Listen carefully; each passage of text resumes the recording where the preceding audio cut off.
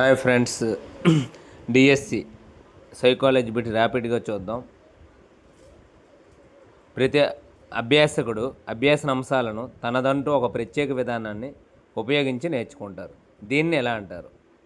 అభ్యాసన శైలి. అభ్యాసనం గురించి సరైన ప్రవచనం. అభ్యాసనం పరిపక్వత, ఉద్వేగాలచే ప్రభావితమవుతూ ఉంటుంది. అభ్యాసనం వల్ల ప్రవర్తన ఈ రకమైన మార్పు వస్తుంది, దాదాపు శాశ్వతమైన మార్పు. విద్యార్థి పూర్వజ్ఞానం ఆధారంగా అభ్యాసన ప్రక్రియ నిర్వహించాలి.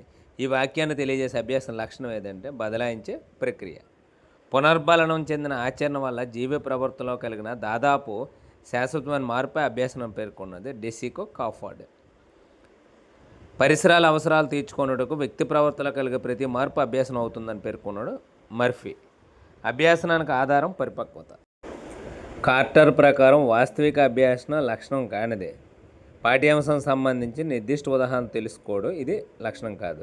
అయితే కార్టర్ ప్రకారం వాస్తవిక అభ్యాసనకు సంబంధించిన లక్షణాలు ఏంటి?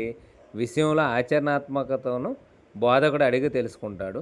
నిర్దిష్ట ఉదాహరణల పరిష్కారానికి ఒక అధ్యయన బృందాన్ని ఏర్పరచుకుంటాడు. పాఠ్యాంశాల విషయాలను తమకు ఏ విధంగా అన్వయించుకోవచ్చో ఆలోచిస్తాడు. ద కండిషన్స్ ఆఫ్ లెర్నింగ్ అనే గ్రంథంలో రాబర్ట్ గాగ్నే ఏ అభ్యాసానికి సంబంధించి 5 సోపానాలు ప్రతిపాదించాడు? నియమాల అభ్యాసనం. The conditions of the learning అనే గ్రంథంలో రాబర్ట్ గాగ్నే ఏ అభ్యాసనానికి సంబంధించి 5 సోపానాలు ప్రతిపాదించాడు? నియమాల అభ్యాసనం. ప్రయోగశాలలో ఆక్సిజన్ తయారు చేసే పద్ధతిని నేర్చుకోవడంలో ఇముడున్న అభ్యాసనం. క్రమయుత అభ్యాసనం. రాష్ట్రాలు వాటి ముఖ్య పట్టణాలు నేర్చుకోవడంలో ఇముడున్న అభ్యాసనం వాస్తవిక అభ్యాసనం.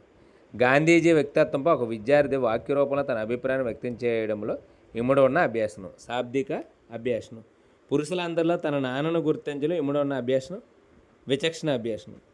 అభ్యాసనానికి రాచబాట ప్రేరణ. పరీక్ష నిర్వహించిన వెంటనే పేపర్ దిద్ది విద్యార్థి మార్కులు తెలియజేసినట్లయితే విద్యార్థులు మార్పులు తీసుకురావచ్చని తెలియజేపే నియమం ఫలిత నియమం. సరికాని జతను గుర్తించండి.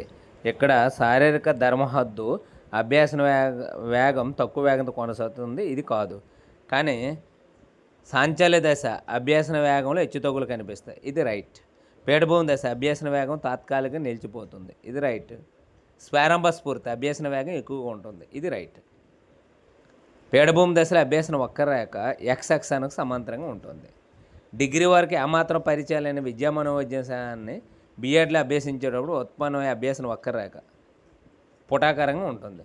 6వ తరగతిలో గ్రహాల గురించి అభ్యసించిన విద్యార్థి 7వ తరగతిలో గ్రహాల గురించి విపులంగా నేర్చుకునేటప్పుడు ఉత్పన్నమయ్యే అభ్యాసన వక్రరేఖ కుంభాకారంగా ఉంటుంది. ఏ దశలో విద్యార్థి నేను అభ్యసించలేము అనే భ్రమలో ఉంటాడు? పీఠభూమి దశ.